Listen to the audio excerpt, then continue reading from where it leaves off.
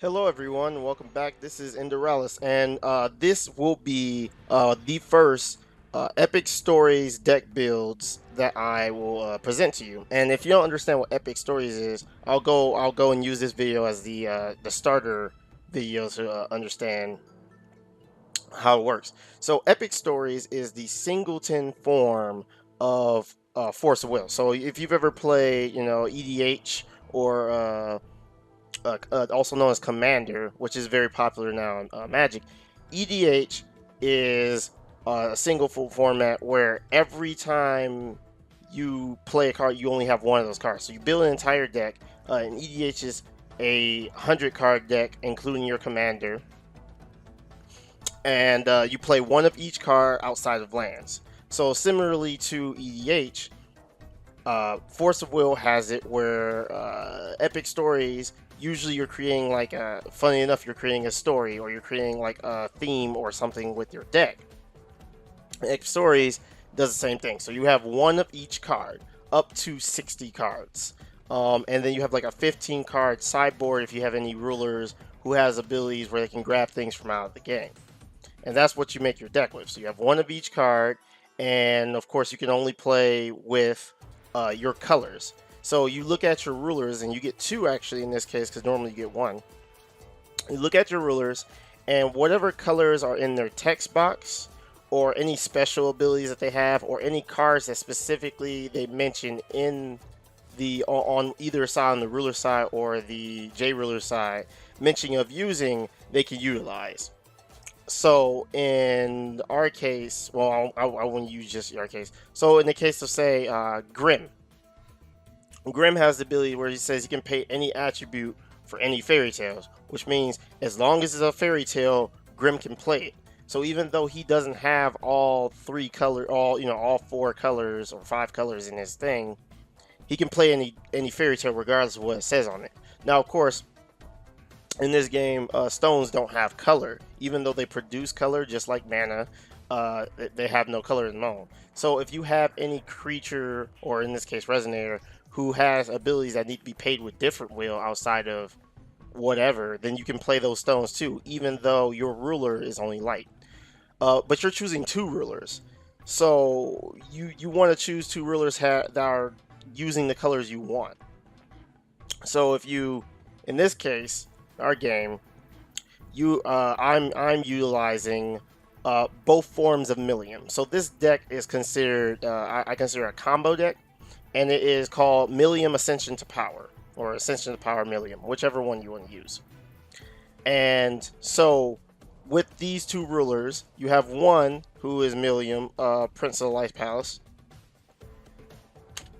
who has the ability to utilize Light Will to pay for any fairy tale. He's a light ruler, so he benefits from that.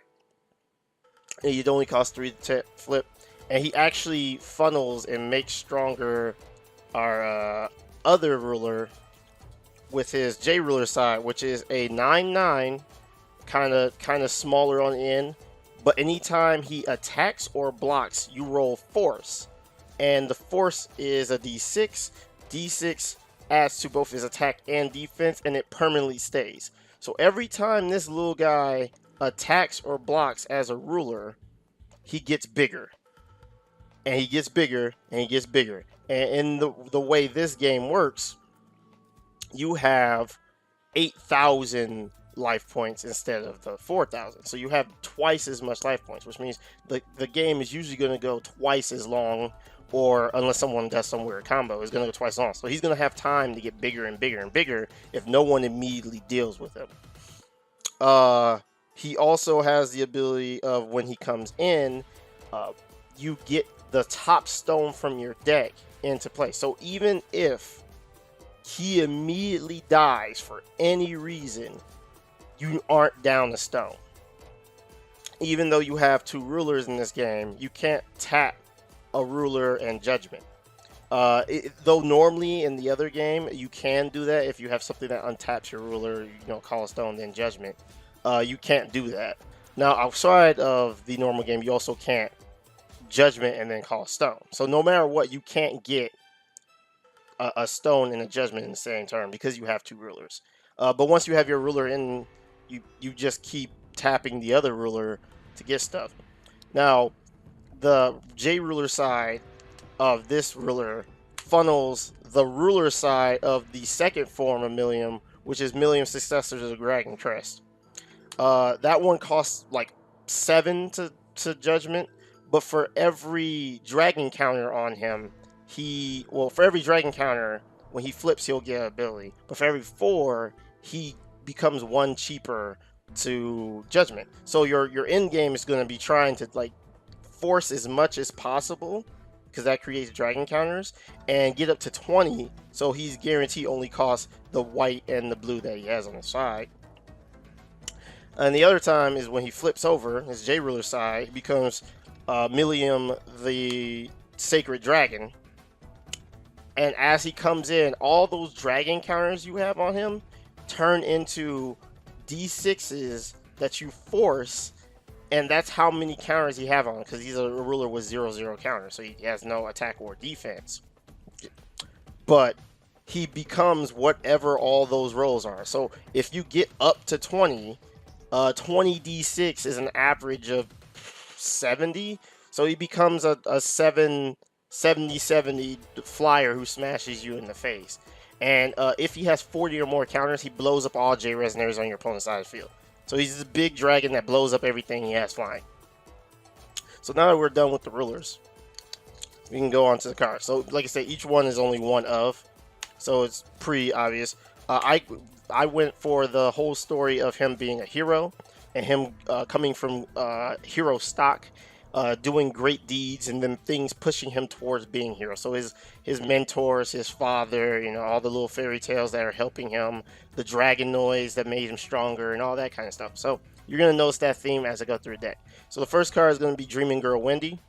Dreaming Girl Wendy has the ability that anytime a fairy tale comes in, and she's like 1 white, anytime a fairy tale comes in, she untaps. So early game you can play her. I mean, sure, she might die out, but early game you can play her and then start getting in damage by swinging with her, playing another fairy tale, swinging with her again. She's only a 2/3, and she becomes bigger if you don't own any special magic stones. And in this deck, you only have 2 special magic stones. Well, no, I'm sorry, that's not true. You have 4 special magic stones, but 6 of them aren't special magic stones. So as long as you get one of them, early game, she becomes 2/2 bigger, and she's a 4/5. And 4/5 is pretty strong. You just keep using her to smash. Next is Kid Puss in Boots. Kid Puss in Boots forces for 1. And that's how many more counters it has. Otherwise, it's a 1/1. You're utilizing it because it's a 1-drop. It's a fairy tale, and it forces, so it makes your other Millium bigger. Next is Kintaro's Partner. That actually is from the newer set. Kintaro's Partner comes in, and it's a fairy tale, and it hits a J Resonator for -2/-2, which means it can even make someone's bigger Resonator that needs, J Ruler that needs to be smashed out or has just enough damage to kill them outright. You can do the -2/-2, and it won't do that much. It also makes it where it doesn't do that much damage to you when you attack into it. Next one is Red Riding Hood. Oh, I actually have to read this one. Red Riding Hood, Rainbow to the Heavens. Rainbow to the Heavens. She has CO3, which is from ENW, Echoes of the New World. The seal abilities are effectively for how many stones you have, they gain a new effect. Her new effect is that she has swiftness and flying. So she's a 1 cost that's normally red, but you can use Light Wheel for her. Who comes in, she can have swiftness and flying, which, like I said, this game goes longer, so that's going to be really good. She's a fairy tale, so that'll untap Wendy. Next is Thumbelina. Thumbelina is a fairy tale, and she has things called support counters. You tap her, and she gains support counters that then she can tap and then add to any other fairy tale. Because most of the deck has fairy tales or fairy tale-like things that can benefit from them, this makes it where you can make something that you need to block with or something you need to attack into so it doesn't die, live through some effect by tapping her and adding counters to them. The next is the Alabaster Drake. Tiny Alabaster Drake, sorry. Tiny Alabaster Drake has the ability of when it attacks is a flyer, so it's a small flyer that you can throw at somebody, and it forces every time it attacks. So that makes, of course, your other Millium bigger, and of course it makes it variable damage, and it's a flyer. You're gonna have a lot of flyers, by the way, because I don't know, Fairy Tales has a lot of them. You're gonna have Tinkerbell the Fairy. This is the newer one. The first one had the ability where for every fairy tale you had, she was 2/2, and she started with 0/0. I'd rather not use that one, so I'm using this one. This one is a 100/100 who has flying and gains +2/+2 for every other fairy tale resonator you have. So she gets stronger based on other ones, which you're going to have a lot of those. She's a 1-drop, she's a fairy tale, and then Wendy untaps. This one is utilized to kind of like see into the future. This is what I was going for with this one. This card. It's called Ahriman, the Wicked Spirit Eye, and he has the ability on your turn. You can pay 0, and I mean you could pay 0. You can only do it once per turn. You can look at your opponent's hand. They revealed their hands to you. He's a Will of Despair, so that's that's a thing. But he allows you to see your opponent's hand, so you know what's going to come at you every turn if they don't kill it on your turn, so you can plan accordingly. Next one is the Alabaster Dragon Knight. Alabaster Dragon Knight has the ability when he comes in, you roll force, and that's how many counters he has. So he's exactly the same as Kid Puss in Boots, but he's an ancient and a dragonoid. And he's a 4/4. So he's a 4/4, he's a blue-white. That's another important thing in this game and deck. He's a blue-white card. Blue-white cards mean that he's dual color, so any effect that goes on white or any effect that goes on blue also affects him or utilizes him for effects. That's important because there are cards in here that are dual colored and they utilize things like that. Confectioner Hansel does 2 things. He's a 2-cost, he's a 5/5, so he's okay size. When he comes in, he gets you a Magic Sweets. The Magic Sweets is what you use to get yourself barrier, and it thins the deck. He also has the ability to tap and give you 200 life. So you can do it if no one attacks into you. You can do it and then tap and not care, or someone attacks you with something small. You don't even have to block it. You can just tap, heal yourself, and have him. And he's also a fairy tale, obviously. There's Dragonoid Jailer. Dragonoid Jailer taps and forces to make any J Resonators attack weak equal to the amount that you roll on the dice. So whatever you roll on the dice, that's how much less they do for damage. You can utilize that to make it where when you block a creature, you can kill it outright and then not kill your stuff, or make it where you mitigate the amount of damage you take without even having to block it. So it makes it fine for you. Or for some reason they target this card because they have precision, you can make it where they don't do any damage to them. Next is Grim the Rightful King. Grim, of course, is Millium's father. Grim the Rightful King is in this deck because he is a human who pops things out if there's additions. So he has addition destruction. He's your addition destruction in the form of Resonator. And if he pops an addition with his enter ability, you search your deck for a fairy tale and you get into your hand. So not only does he destroy things, he recursions out a fairy tale for you to use, which that way you keep your hands up because you're going to be playing cards like every turn. You're not going to not play cards. From the new set, you have Grimia's Fairy. Grimia's Fairy is a fairy tale and a fairy, so 2 types on her. She has flying and drain. So you swing with her, she's a 5/5. You swing with her, and every time she does damage, anytime, you gain that much life. Can't complain about that. Next is Kintaro. Kintaro is a 2-cost who, if he comes into the field, for the amount of fairy tale and non-fairy tale beast you control, he gains +1/+1 counters, and he has precision. So if you play him early and by himself, he'll still be, because it doesn't say other, he'll still be a 7/7 with precision. If you play him with anything else, he'll just be that much bigger. It never hurts to use him. Next is Light Dress Cinderella. Light Dress Cinderella has the ability to tap other resonators to gain flying, and she also has the ability that when she attacks and does damage to your opponent, specifically to your opponent, not to any resonator, you search your deck for a fairy tale resonator and put it into your hand. So like I said, you keep getting these fairy tales, and this deck is very good at just searching out. So like it's tribal fairy tales almost, but it's not, and it gives you things to give you more and more fodder, so you can keep going through decks. You can get the fairy tale you need for the situation, or you get the fairy tale you need, you get the game. Next is Pandora, the Hope Weaving King. I'm sorry, the Hope Weaving Queen. She has the ability, she's a like 210. So she's big, she's a big body, so just anything you try to smash into her, actually a little hard to kill her.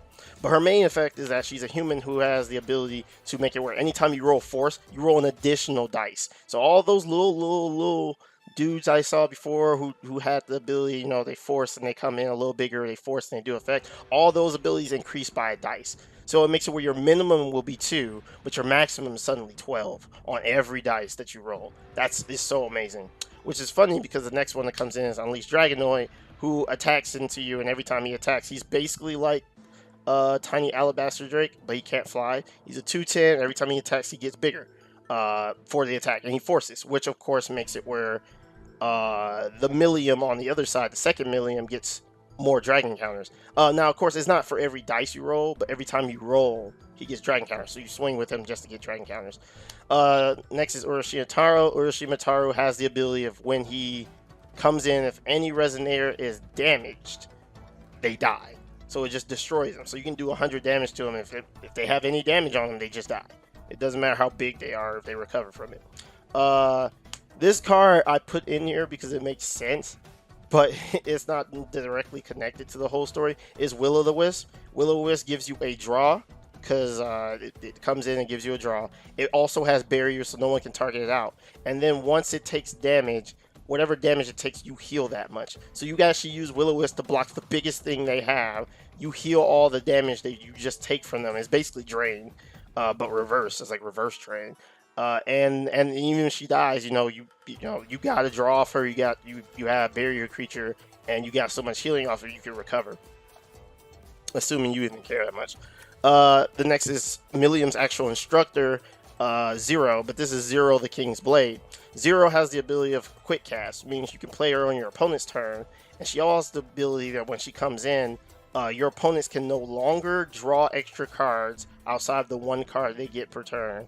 And your opponent, so they can do it on your turn and on their turn, and your opponent can no longer bounce creatures back to your hand. Now this does nothing against people who have abilities like Shayla, who can bounce your creatures to the top of your deck, or the one who can bounce creatures to the bottom of your deck, or exile. But it makes it where they can't get that extra draw and they can't bounce stuff. So it keeps them from filtering through their deck with draw cards all the time, or effects that make them draw cards, and it also gives you a 6/6 beater.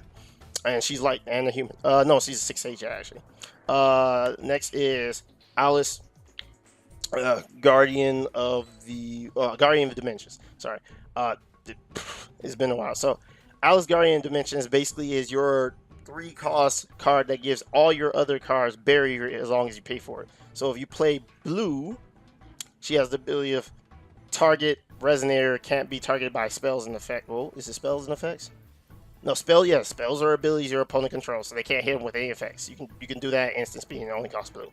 The other thing she has is if you can get rid of her, you really don't want to deal with something. You pay white and you tap her, and she and another resonator is gone. They're removed from the game. They're gone. So unless they have a way to get back cards from removed from the game, it's just gone. You don't have to deal with it. Next is Amaterasu, the Oracle of the Sacred Text. Now, Amaterasu is, of course, an oracle, and she sees in the future, and she tells great stories and stuff. So in this case, I'm utilizing her. She's telling the story of how Grimm is going to become a hero, and how Millium is also by proxy going to become a hero because of his father's greatness. She has a couple abilities. She's a deity one. She costs 3. All white, and she can't be attacked. So you can tap her for days, and she can never be attacked or precisioned out. Second ability is that you could tap her and stop spell effects from targeting any other resonators. And the third effect is you could tap her and you can destroy additions. So as soon as you get her in the field, if your opponent relies on having additions, which are very good in this format because it's, longevity is a lot stronger than quick and dirty. You can pop literally addition every turn. She's great. The next is, funny enough, similar to her, is Adam Seckhart, who also costs 3, but he can't attack or block. And every turn on your turn, he gains the ability to pop anything that's not a J ruler or a magic stone. So he can pop resonators, he can pop additions, he can pop regalia. Funny enough, because those are not they're not stones. He can pop pretty much everything that isn't pop tokens. He can pop anything that isn't a ruler or a stone. I use him similarly for her, addition destruction, because that's going to be annoying, but it's something you have to deal with. That's what I use him for. You have Eternal Boy Peter Pan. Peter Pan comes into play if he enters the field and you get the effect off. He goes and gets any other Resonator that costs 1. And if Peter Pan's on the field, you can't attack Wendy. Of course, Peter Pan is also Fairy Tale, so he untaps Wendy, and Wendy gains flying from him.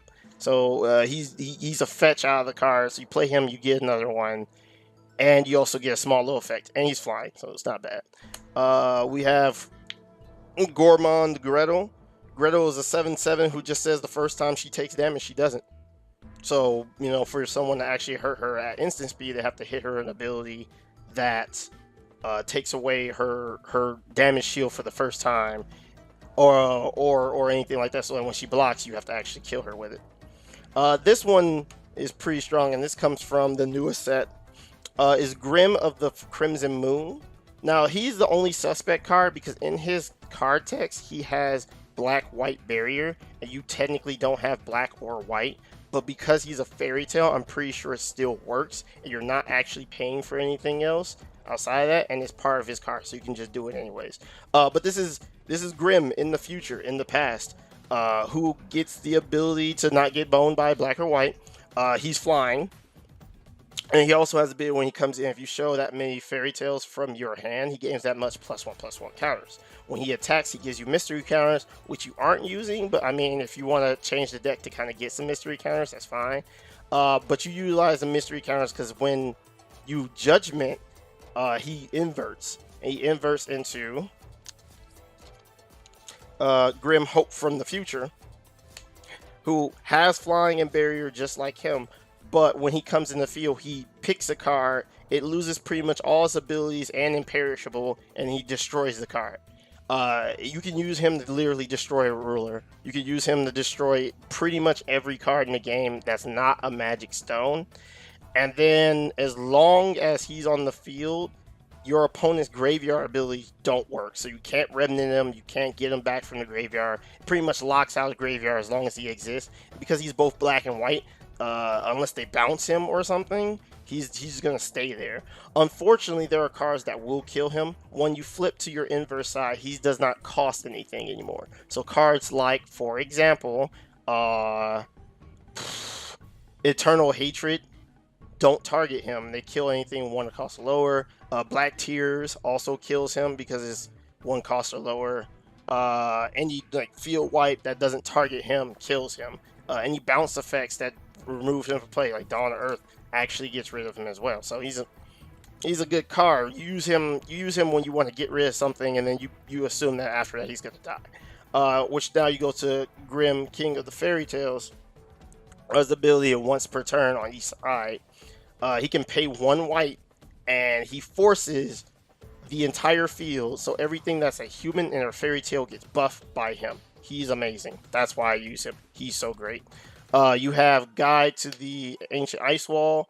He is a blue card who, whenever you play a chant or addition that is water, which you have quite a few, a Resonator becomes unable to be blocked. So you use him to make your beater face, or the one that you want to get through, unblockable, and you smash into people. There's a couple cards that do that, so you're going to be able to get that a lot. He's also a human, so he's going to benefit from one of the cards later on that you get. We have Jack Climbing the Beanstalk. He's literally here because he has the ability when you do damage to your opponent, you can go search out the even bigger card, and of course that bigger card is Skyscraper Giant. Next is Princess of the Dragon Palace Otahime. I have to look at her right quick because it's been a while since I used her. She's a black card, and she's a fairy tale.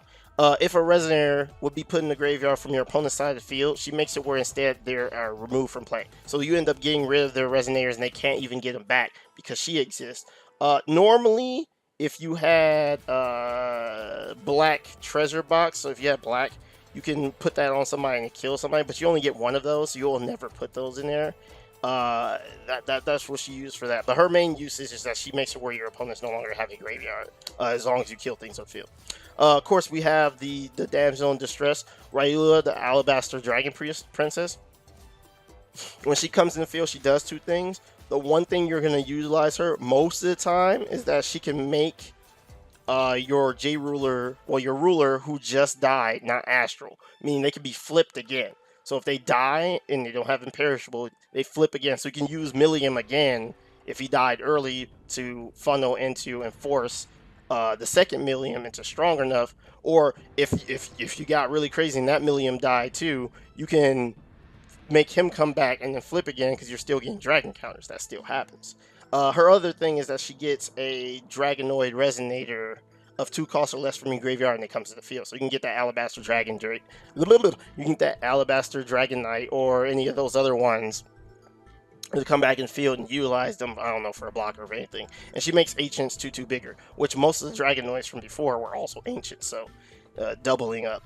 You have the Flower Prince. Flower Prince has the ability where every other Resonator that isn't him and a Fairy Tail can't be targeted, so he basically gives all other Fairy Tail Resonators barrier before barrier existed, and you can rest Fairy Tail Resonators to make him bigger defense-wise. So if someone tries to burn him out, you can tap, make him bigger. Most of the time, I notice that people don't target him out and kill him with ability that does damage. They normally just have a kill card or they just exile him. The next one is Snow White of the Crystal Apple. When this card enters the field, it makes it where she gains counters, +1/+1 counters, equal to twice the amount of light magic stones you have. You have quite a lot of white magic stones, and since a lot of the cards require light magic stones to be used, she's going to get pretty big. At least like 4/4, usually, because of the way she works. And you're not going to do her before Millium, normally. Her ability is she can burn light magic stones. I'm sorry, she can remove light magic stones from her and put that much on another light J Resonator. So you can make your ruler bigger. You can make you could break either one of your rulers bigger. You can literally make any of the things bigger, and it just happens. Next is Captain Hook, the Hook Man, the pirate. Captain Hook he's been banned in freaking Force of Will New Frontiers for a while, but Captain Hook has the ability when he comes in, he bounces something. He bounces 2 things. I bounced it both times. He has the ability to do that. He can do that to stones, which people are going to probably have some special magic stones that are annoying, so that'll set them back. Alternatively, you can bounce 2 annoying cards in the field, and he's a 10/10, so he's pretty big. And the last Resonator is going to actually be Skyscraper Giant. He has precision and barrier against chance, meaning he can smash something if he wants. He's a 17/1700 big guy, and he has the ability where he taps and he hits every J Resonator on the ground who doesn't have flying. Which, because of how this deck is, there are Resonators that either gain flying, won't die from 800 damage, or you can make them fly and they don't have to worry about it. It's fine. Later on, there's actually a card combination you can utilize, I'll tell you, that make it where that could even happen. You won't even care. So now we go to the chance. Charlotte's Transformation Water Magic does 2 things. It gets rid of someone's card that has annoying abilities, and it's blue. And 2 has Remnant, which means it's going to work with that guy, the guide. You're going to make someone unblockable and something a bear. You can't even complain about that. Next is going to be Dreams of Flight. Dreams of Flight gives you flying. It works for J Resonators, which means you can roll on reverse your rulers and your Resonators. You can do an instant speed, and it does force. And force is what you need to power up other Millium. You have Magic Sweets, like I mentioned before. You get those with Hansel Gretel. You get it with Hansel. And it gives you barrier and 2/2 bigger. You have Optional Possession, which is a quick cast. So it's both blue. You can do an instant speed. It's Remnant, so you can do it again, just like Charlotte's Transformation Water Magic, which means it's still going to proc that guide. And he has the ability to give you flying, precision, or first strike, and +2/+2. And they gain that ability for the end of the turn, so it's going to work out fine. Another chant. This is funny, so I actually put this in here because it was really useful, and because I had 2 water stones, but there was no reason not to put this in, especially with the whole timey-wimey stuff that's going on. I put Distortion of Time. It costs 1 blue, and it just came from the new set, and effectively it makes you draw a card. It scry and draw a card. But the other effect makes it where your opponent misses their up tap state, which means you can possibly with a combination of this card and another card, make it where not only can they not do anything, but they can't do anything and they'll be tapped out, so you can smash them twice if you have that combination going on. You have the Voyage to the Floating Isle. Search your deck for a Resonator with flying. There's a whole bunch of Resonators in this deck that have flying that aren't even Fairy Tales, I believe, and that works out fine. You have Amateras's Foresight. Amateras's Foresight stops damage from happening, which will be exactly enough you need usually to either stave off your opponent, or if they mistakenly bait you into something, stop damage from happening. Alexandrine's Crash destroys targets entities would cost 4 or more. People are going to be utilizing that as their big beat face, or maybe as their like end game. Makes it where you destroy and it's gone. Arrival of the Hero, because Millium is a hero and his father was also a hero. Arrival of the Hero, even though it's for Tigris, makes it where if your J Ruler is out, which is probably going to be Millium, let's be real here, it's free. So why not have it? And it either kills something that taps or makes all your Resonators indestructible. So, I mean, there's no reason not to put this in, and it makes sense. Dawn of the Earth. Dawn of the Earth gets rid of Regalia, gets rid of, flickering creatures, gets rid of, like, all the things that normally would, that costs. If they don't cost, they suddenly don't exist. They're removed from play. It also makes it where you can untap a creature, or what you're going to use, or you can untap a creature and swing again with it, and it makes it 2/2 bigger and barrier. Dragon Power. Dragon Power you're going to use on a dragon, so your big ruler. It makes it where they untap. And it also does Force, which means other ruler that is a dragon, if you didn't have him out, he gets bigger, easier, and gets more dragon tokens. Dragon counters, sorry. Manifestation of Power is both your draw card and your addition destruction. Alternatively, if you need to utilize it, you can utilize it to untap a Resonator and swing again with them. So you can get that extra damage in when you need to with your bigger Resonators. Millium's Roar, you hit 2 target Resonators, it does Force. It does it at the same time, so you can't get Force multiple times, but you get it on both of them, and it's a water chant and a light chant, so you can utilize it with the guide, of course. Naughty Children's Chastising. Makes attacking Resonator die, and you gain life equal to his attack. It's a good removal card.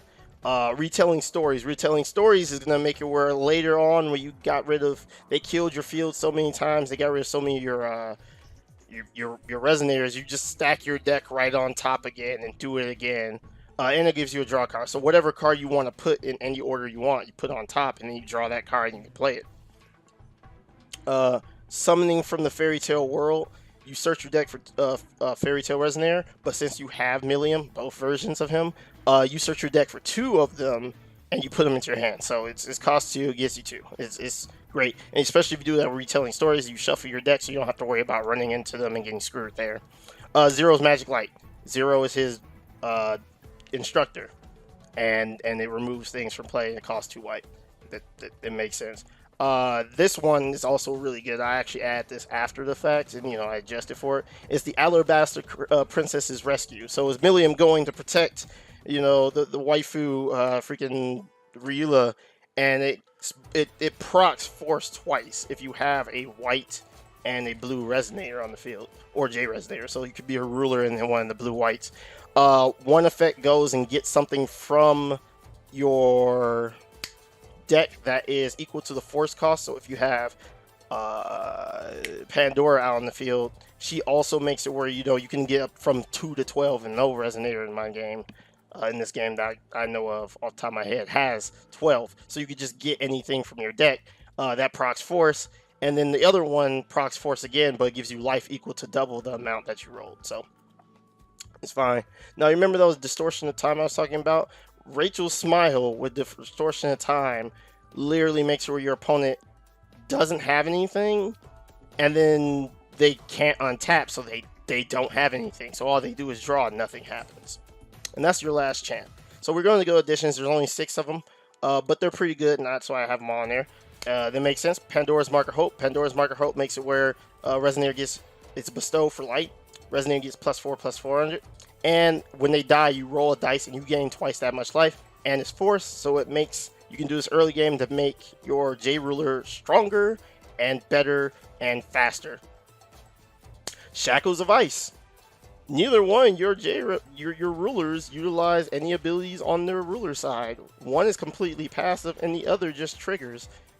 So you have this card for two reasons. When you do matchups against all these other decks, you're going to try to utilize all these tap abilities from their rulers or stones things and stuff. You just stop that outright. They just don't get to do it. It doesn't happen. They can't produce anything. They can't use it.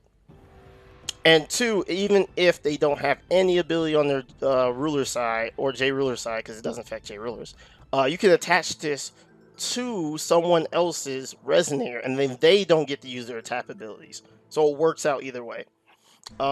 Next is Fairy Tale Kingdom Light Palace. Fairy Tale Kingdom Light Palace is amazing. It comes in as a draw card. So you play it, you get a card off the top of your deck. And every resonator, well, one of every resonator or J resonator that is a human or a fairy tale untaps at the end of their turn. So you can do it to your ruler, J ruler when it comes in, at least the first Millium because he's a human. Or you can do it to any of the other humans or fairy tales that you utilize to smash into someone and then be able to block with them next turn. So you can smash with Millium, make him bigger, then untap him, be able to block with him. Alternatively, before, if you didn't have your ruler, if you didn't have two rulers, you can tap stone, get a stone with him, and then untap to block with him. That's how it would be in a normal game. The Flower Kingdom, Fairy Tale Resonators you control, gain 200, and you can pay a blue and colorless to make something else lose its types and become a Fairy Tale Resonator. So you can do that with the Flower King Prince to make it where something that isn't a fairy tale suddenly can't be targeted because you turned it into a fairy tale. So it works out. The Blue Planet comes from Earth. The Blue Planet comes in and gives you a draw just like Light Palace did. But when you get 7, all your freaking cards in your hand become quick cast. So now all those rulers, all those resonators, all those chants, all those additions, they become quick cast. So, and as soon as you hit 7, is just you just throw it out there, and you can get effects at instant speed. Now, of course, that means it can be fair spelled. So that happens, but I mean that can just happen. You only get one of them. So unless they keep recursion, you don't have to worry about it. And the last but not least, it is the other form of Light Palace, Kingdom of Diversity Light Palace. Now, what Kingdom of Diversity Light Palace does for this deck, and I added it and it's great and it works out. Resonators you control gain +1/+100 for each different race among resonators you control. So you notice through all the resonators, a lot of them are fairy tales, but some of the fairy tales, right, have different races as well as fairy tale, which means they would proc having other races.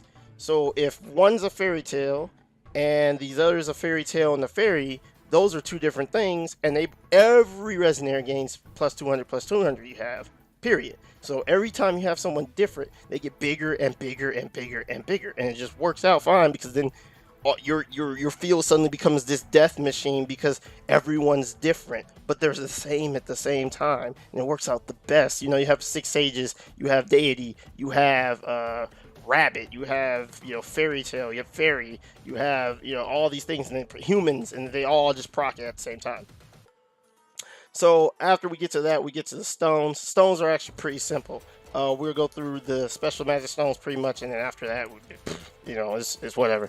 You're gonna have your stone of the Dragon Blades. It's a blue-white stone, so it counts as both light and blue water. And when it comes to field, you get a dragon counter.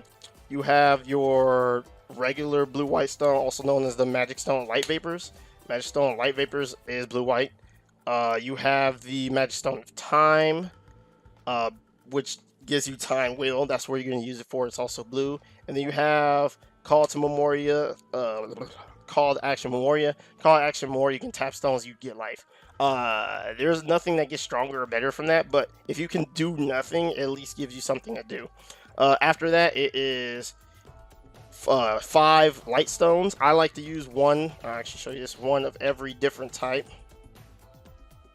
So I like to use one of different types because it looks cool. And then you have a water magic stone.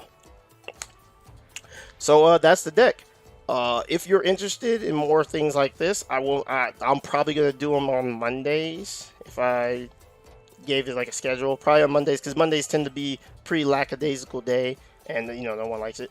But it gives you something a little special, and since it's not something that's normal, I don't see too many people doing it. It's a fun deck. You know, tribally, I love the way it functions, and it will pretty much do whatever you need to do. You can always adjust it. As I told you, these decks are not perfect. I make cards based off of what cards I have. There are probably, you know, old resonators, old fairy tales, or newer ones that might work a little better out. But this is what I have. So if you want to make a brew yourself, don't go ahead and do it. That's fine. So I hope you enjoyed your time here. Like, comment, and subscribe if you want. And may the Zen be with you. See you next time.